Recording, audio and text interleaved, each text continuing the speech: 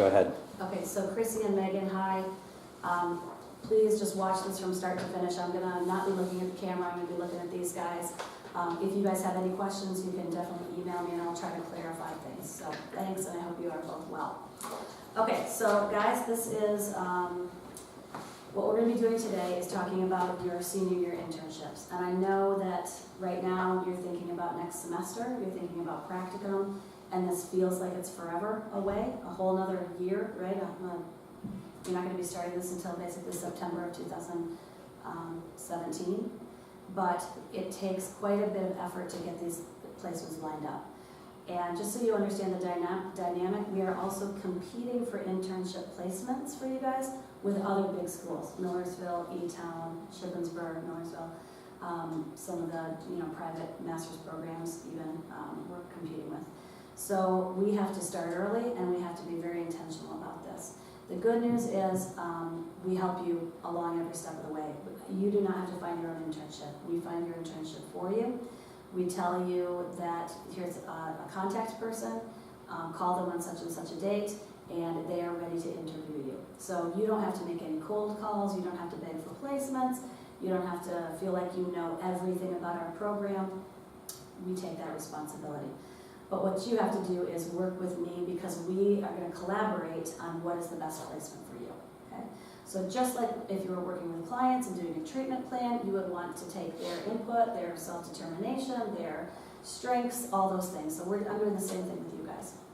But you certainly have the opportunity to tell me where you want to be or what type of work you want to do, and I will never force you to be in an internship that you don't want to be in. Okay? All right. So I think the best way to do it is just to go through the book. So if you open this book, this is called our field folder. And so I will periodically refer to this throughout the next 6 months as with you guys, hey, this document is in your field folder, or bring your field folder to class, or something like that. So that's what this is. So keep this safe, and you can use it as pockets, so you can use it to put in documents or things that you want to hold on to. In the left pocket is a checklist, and that checklist is for you to take out and put up on a bulletin board, stick it on your desk. That's why it's not part of the book. All this information is in the book. This is your separate cheat sheet. You can take notes on it, whatever. So if you want to keep that out, we're going to talk about when things are due. Okay, and you can see that by February 1st, so really a month after you guys come back for next semester, you already have stuff due to me, and I'll explain that in a few minutes. All right, so the front is just a cover. Then your first page is on page 2. I found a typo. It should say January 2017 spring semester. I'd like to be living back in the day when I was only 49 and not 50. But that's right. That's right. My mental, I couldn't remember that it was a new year because I have issues. Okay, so this is meant for you guys to eventually sit down and read from cover to cover. It's not that long. I believe total is 17 pages, but it's only about 6 pages of written stuff. So I might, the rest is forms. So I would like you to read this. But it starts out by reminding you that even though it's, this internship is next year in September of 17, you have to have your internship lined up before you leave campus next semester. So the good news is you don't have to worry about it during your summer. You don't have to stress out about it when you get onto campus. It'll all be taken care of. But this next semester is when we're looking for this internship, which is why I'm here today. Okay. The internship experience in general is going to be, for many of you, your first most significant professional relationship. If, some of you will get a job at this place. Many of our interns have been hired at their internship placements. Some use their internship on their resume as experience. Some get reference letters from their supervisors. But any of you that go on for an MSW have to produce, or you have to take your field evaluation, your final evaluation that your supervisor ranks you how you did. That has to be turned over to an MSW program as part of the advanced placement. So they can see, yep, this person did a 420-hour internship, and here's the proof of it, and here's the comments, and that's the proof. And so this person is going to be evaluating you, and it's important to have this, really good relationship with this agency. So even if it's not a place that you see yourself working at in the future, they still are going to have influence in your future career. Okay? All right, so that's page 1. Page 2 is just an overview of some of the requirements, and then I'll go kind of quickly. You can stop me if you have questions. The first thing that people usually ask is, what's the time requirement? And that is 420 hours during your senior year. 420 hours breaks down to 15 hours a week. So you will be in some agency 15 hours a week for 15 weeks of the semester, then there'll be a break, and then another 15 weeks. We let the agencies know that you guys are off during the Christmas break, but you could work there if you wanted to, but we let them know that many of you go off campus or out with families or whatever. So you'll still be a student. You're kind of trapped between that world of I'm a student, I'm a professional. Mm-hmm. And we ask the agencies to keep into consideration that you guys are students. Okay. All right. So you're going to be doing your hours, in order to get into this internship in the first place, you're going to have to do an application, and we will go over the application. I refer to it in this first section. We'll go over that in a few minutes. But you'll be doing 420 hours, and you'll be having classes on Tuesdays and Thursdays. So Monday, Wednesday, Friday, no class. We'll be setting up your schedule so that you only have classes on Tuesdays and Thursdays, so that Monday, Wednesday, and Friday is totally free for you guys to go to your internships. You could do 3 5-hour days, you could do 2 7.5-hour days, you could work on a Monday and a Saturday, you could work on a Monday and a couple evenings. You guys can work that out in your agency, but we're making it possible schedule-wise to keep you free Monday, Wednesday, Friday. Okay? Tuesday, Thursday will be all your classes, and you take a field seminar class with me, as well as some of your other core social work classes, one of the 2 semesters.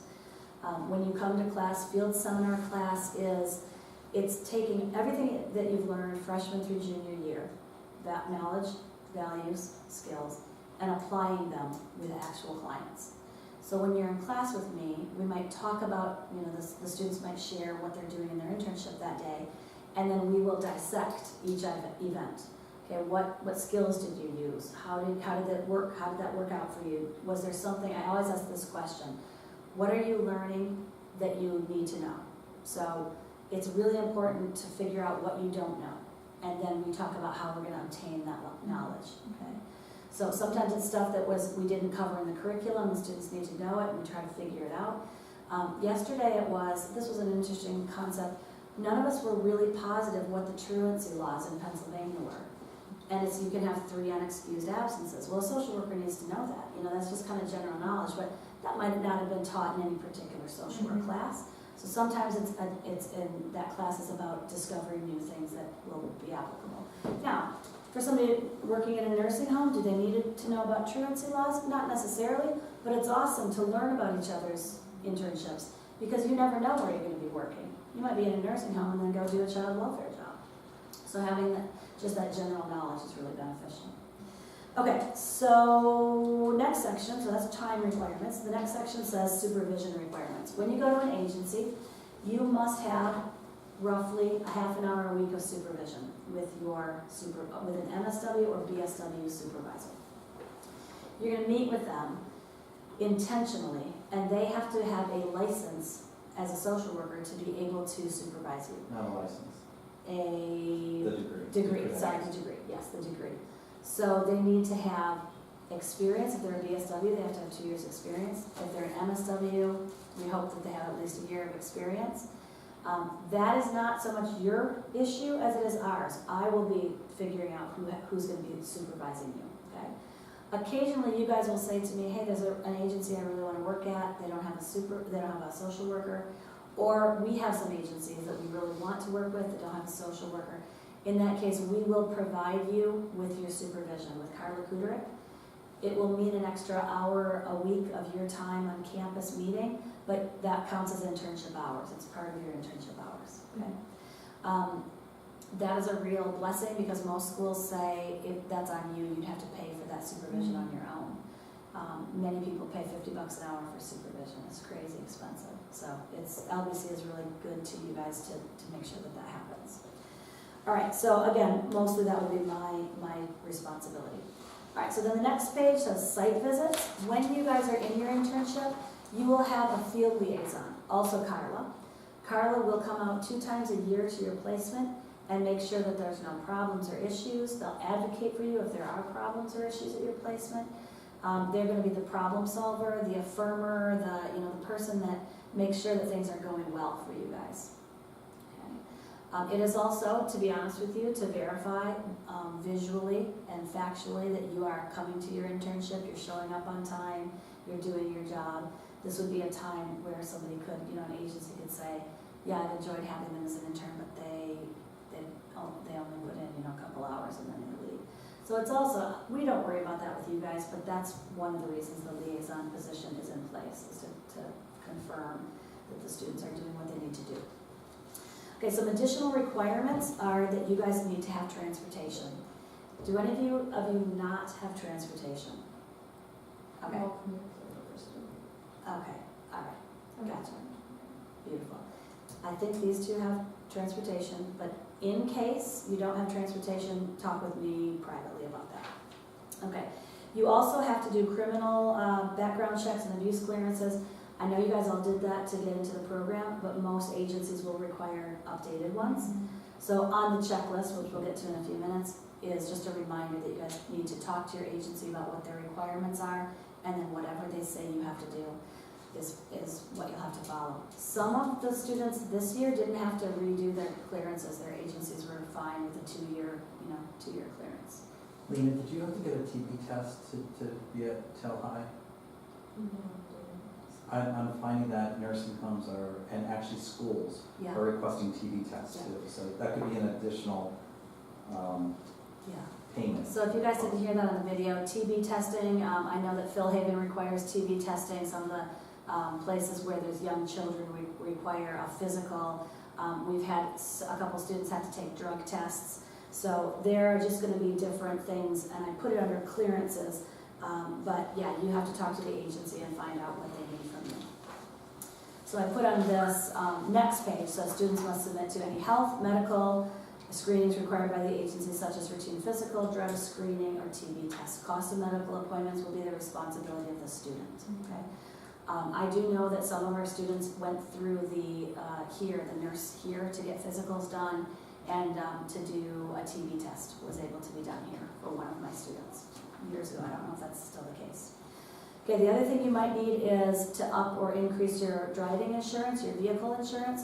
Some agencies, if they require you to drive clients somewhere, would maybe consider that. I know I had to do that for a couple jobs, so we just don't know. It depends on the agency. And then you have to have malpractice insurance, which we'll talk about in a few minutes, but you do have to have liability insurance. That, let's just say hypothetically you were working with a client and you said something to them that they found that caused them mental distress, or you caused them to fall, or you had a car accident with them. People can sue you, and we want to make sure that you're covered. So malpractice, you each have to have $1 million policy, but it costs under $100. So don't worry, we'll walk you through the steps of how you get that. And this is just part of our career. We all have to have this liability insurance. Okay, so the next section is requirements to be completed during the junior year spring semester. In highlighted bold, it says, if you do not complete and turn in the forms by the dates indicated in the handbook, these dates, I said the field director, that's me, will be unable to assist you in finding an internship. In other words, you have to fill this just like you are applying for a job. You have to fill out the application, submit it to me, give me the resume. If I don't get it, I assume you don't want the job, right? Just like in the real world. I will probably, as a courtesy to you, if you haven't turned something in, shoot you an email. But what I don't have time to do is be, tracking down 15 students. So you guys got to keep up with this, which is why I did the checklist. We also have documents on the eCampus site, and So this is your site for next year. So for the video people, I'm just going to explain. You'll go onto the eCampus site, practice 2. I don't think it'll pick up, Kurt. I doubt that it'll pick up, but maybe it will. So practice 2 site will have a file folder called Senior Year Internship Information. And when you go there, there's a copy of the student handbook. So if you were to lose your field folder, it's all there as the student handbook. Then there's the same checklist for internship placement. Then there's a template for a resume, which you can use, download it, and it will have, don't reinvent the wheel. Just put the names of the places and give a sentence summary of what you did. A resume needs to be 1 page, short, sweet, to the point, and list some references, okay? When I contact agencies, one of the first things they say to me when I say I have a student that's interested in doing an internship, they say, send me their resume. So I need that from you guys. I also need you to give me a completed, perfect, proofed resume. I'm not going to be going on there and changing it and grading it. You guys have to do that and give it to me, just like you're going to, submit. If you want some technical assistance, C3. C3 can help you. Yeah, and if you're really concerned about it, you can come and talk to me. I'll give you some pointers. It's just hard for me because I'm also teaching and doing stuff to also do like a resume clinic with you guys. So, all right, I will do that with you your senior year though. When you're in the internship class, we will take this resume and add your internship to it, and we will update it. We'll improve it as a class assignment, and at that point, I'll really give you guys more input about that. Okay, and we'll do some mock interviews and prepping you for job searches. Okay, then when you're done with the resume, you're going to upload it to the junior year site. It will have a due date of February 1st, so you'll get the reminder in your eCampus that it's coming due. And then could you go back a second? The last thing is the application is there, but you do not even need to go there because you've got the application in this book. And you're going to just take the application out, that's 5 pages of the application, fill it out with pen and pencil, and hand it in to me. Okay, just stick it in my mailbox or give it to Kurt and I'll come, or who's teaching the class? Lisa will be teaching the class. I can stop by your class and pick them up from you at some point. So number 2, that's already in here. Yep, exactly. So number 2 It's already up there with a due date, Mary, February 1st. Okay, so February 1st due dates for both of those. And so that is in the book, page 5 says the resume, what to do, it gives you a little few pointers. And then, yeah, make sure to read this book because it says if you need help, go to C3. Okay. Then the application for placement is also due February 1st. And why don't we go through that real quick since we're talking about application. So flip to page 11. And it's super simple. You're going to fill out your name, address, your address where I can reach you because some of you are off campus, a summer address if you're living somewhere that, I need to send you a document or track you down. Definitely your cell phone if you've got it so I can communicate with you. Can I just also say, when you put your email address, we are prohibited from communicating with you through a personal email address. So you have to use your LBCD email address. And then the last box says the date when you can start. So some of you might be athletes, or some of you might have, coming to campus later, maybe you have a class that's going to have a trip that you have to go on, or you're on a missions trip or something. I want to be flexible with you about the start date. Generally, we start the first day of the semester, like that would be when you start that first week.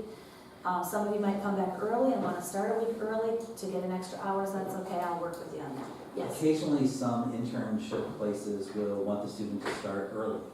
How many hours are they approved to carry into an internship? Okay. So we don't want you to be working like 100 hours prior to starting because you wouldn't maybe have the supervision or the oversight from the school. There are some exceptions. If you're working with children in the youth agency, you're going to be spending the summer going through orientation. We're good with that. Generally, I believe we said 25 hours. We don't want them to have more than 20, you guys to do more than about 25 hours over the summer without the input of the fields, of me, the field director, in our seminar class. But if you're going to work early, be in communication with me, we'll work something out. And I'm back early too, so I can even meet with you and process some of that with you. Okay, next page of the application. I want to know what city you want to work in. So if you're from Lancaster, but if you live in York or Gettysburg and you want to live at home and do your internship there, that's fine. Just let me know where you want to be placed, okay? And we'll work together with that. First and second choice. If you're at LBC and living on campus, just put Lancaster. You don't have to put a second choice, okay? That's really for people who are off campus. Then do you want to work in a secular, faith-based, or it doesn't matter to you, agency? I want to, work with you guys on what you're more comfortable with, okay? And then it says indicate your preference for internship specialization. So this is where we're going to look at this page as well. You see that grid with a bunch of different places or types. It might say homeless shelter, school, working with children with disabilities, hospice, etc. Then this is the same grid with some of the names of agencies that do provide those types of services. On the front of it, this is really the front, are the agencies that we want to place these. These are the agencies listed that are seeking LBC interns. So Yes, it we want to place with Children and Youth, Good Samaritan Shelter, the Dinah program at Kobe's, Church World Services and Refugee Resettlement, Bethany, sorry, there's a typo, Bethany Christian Services doing refugee resettlement, Salvation Army, the Cross Connections Ministries, and the Factory are just a few of the agencies so far that have called me and said, we really want an internship or an intern next year, okay? So these are kind of sure things, and we want to maintain these relationships. But there's others on the front. There's also agencies that you might know of that we haven't worked with, or there might be an agency that you have some connection with that you might help us develop a relationship with. So we are more than willing to hear. And so on the next page, it says, if you already know an agency or have a connection and want to work in a certain place, tell me about it. And I will absolutely be happy to communicate with them and see if there's a placement option there, okay? And then the last block there says list your strengths or areas for improvement. So you can make 2 columns. They don't have to be a paragraph. You can do bullet points, say some of the things that you're good at, that you would like to see used in your internship. But also put the things you're not so comfortable with or not good at. Because for instance, if you say I have terrible organizational habits, then CYA isn't going to be a real good fit for you because you have to be hyper organized. Or if you have a real problem with interacting with the elderly, if you're scared of people that are elderly, I'm not putting you in a nursing home, right? Okay. Yeah, everybody has their... That's why you keep me locked in my office and only let me out occasionally. Okay, so the last page says, is there anything else that you want to be considered? Okay? I can't even think of, there's 1,000 things you could put there. You could say, I have a latex allergy and I can't work in a hospital. Or I have, what's another one? You could say that you have certain restrictions, like I have a student that couldn't drive at night because of visual impairment. And so we had to have only daytime hours, even in the winter, once it got dark. We had to have her done with her internship by 3 o'clock. So this is just your section to write, things that might affect you, okay? Then, last part, do you have a current driver's license? Do you have a car available?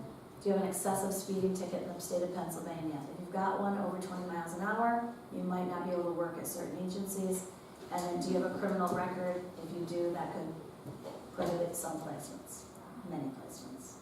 Okay, all placements. Yeah. I'm kidding. Just leave now. All right, then it says I've attached 1 copy of my updated resume.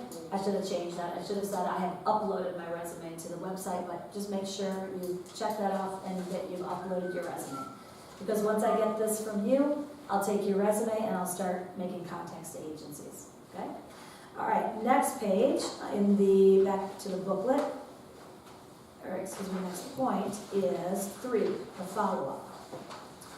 So after you give me the resume and the application and I make that call, I talk to you, I'm going to give you a hypothetical scenario. Let's say I'm calling Milagro House, Patty Eastep is the contact person there, and I tell Patty all about Lena. And I tell her that she's interested, and Patty says, yep, I really want to interview this student. And Patty says, yep, pass on that information to Lena. Lena can call me and set up the interview. Obviously, I can't set up the interview because it's your schedule, your life, you got to do that. So the next thing is I will call you or email you and say, dear Lena, I'm contacting Patty. Patty would like to interview you this week. Here's her contact information. Call her. And it says, important, make contact by phone within 24 hours. So once I tell you, call Patty, you do that within 24 hours, or it's going to look like we're not all that interested. Okay? So then you call, you set up an interview time. Okay, we're getting together, March 1st. You've got that down. Then I want you, the next thing, bullet point 3 or number 3, follow email sent to Patty. So you're going to send, and I've got a sample copy on page 16, where after you've spoken with Patty by phone to set that up, you're going to follow up email to her. Dear Patty, it was a pleasure to speak with you today by phone, blah, blah, blah. I'm looking forward to meeting you on March 1st at such and such location. Sincerely, Lena. And you're going to copy me, and you're going to just copy me on it, so that I know that you have that set up. Okay? So you can, if you don't want to retype the email, you can even go onto the junior year, or the site on the eCampus and copy it and just send that email if you want, okay? All right, so then I know that you have an interview, and you know you have an interview, and then I'll know to wait for the next thing, which is you're gonna give me a summary of the interview. Now, again, on page 16, there's some answers, or some questions that I want you to answer for me. You can just send me an email, Mary, I had my interview, and here's the stuff, the information you want. The last page of the booklet is 10 questions to ask during your interview. You don't have to ask these, it just helps guide, because in any interview, they're gonna interview and ask you a lot of questions, and then they're gonna say to you, do you have any questions? And then you're gonna want to think, some of these won't come to your mind unless you have kind of a prompt or a guide, but things like, if I'm offered an internship, who's gonna be my supervisor? If I'm offered an internship, can you tell me if I need any special clearances, background checks, or health physicals? So those types of questions here. So you can bring this with you, or you can just review it before you go. But after you've had your interview, you're going to send me a follow-up. That's number 4, summary of the internship interview. Some of you will say, I had the interview, they didn't offer it to me, or I'm waiting. Some of you will say, it was offered and I accepted on the spot, I really want to be here.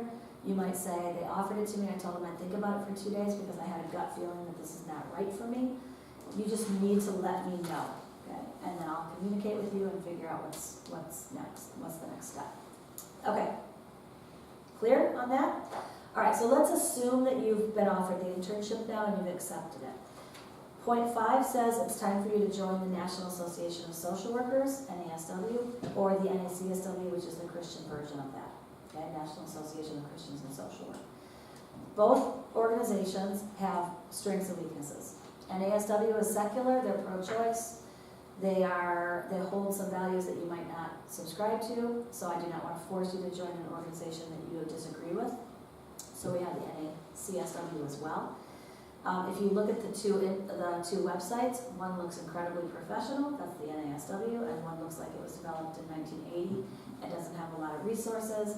And it's unfortunate because the NACSW just doesn't have a lot of money, right? NASW is a national organization that's got a lot of money and can do things really well. That organization is the one I'm a member of because they have really good resources, they have job opportunities posted, they have things that you can read, they have podcasts and webinars and legislative advocacy day and all sorts of cool things. The Christian one has a few things, but not a whole lot to offer. But the reason you have to join is because by being a member, you can go through their portal and get your liability insurance for a super low price.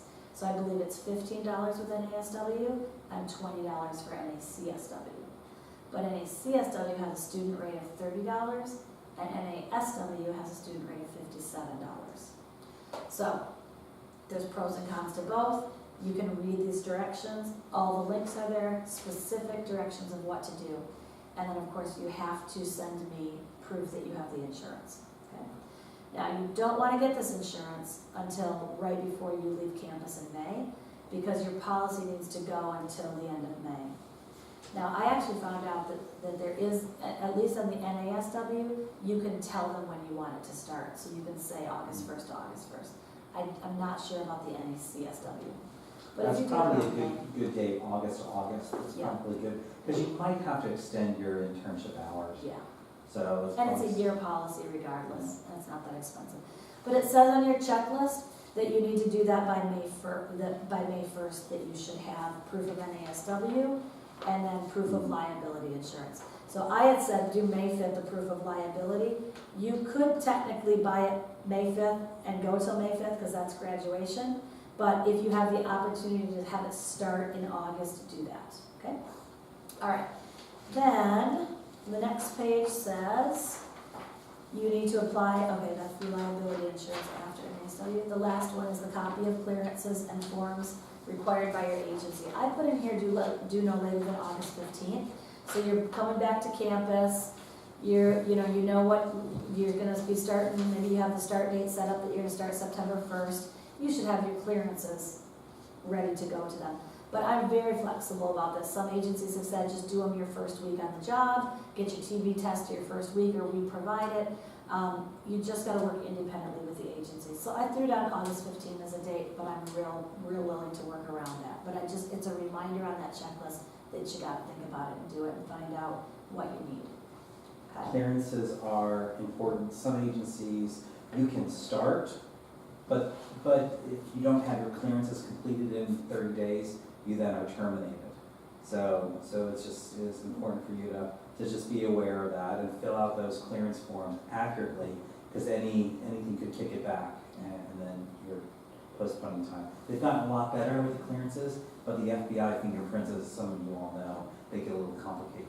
So for the audience, if you didn't hear what Kurt said, just make sure to work with your agency about when you need to have your clearances, where, the time frame, and when, especially the medical and any other requirements. But those questions are listed in the suggested questions to ask during your interview, so hopefully they'll give you the answers at that time. Okay, so any questions? Can we turn this off, or let's go ahead. Bye guys, thank you for your time. And if you have questions,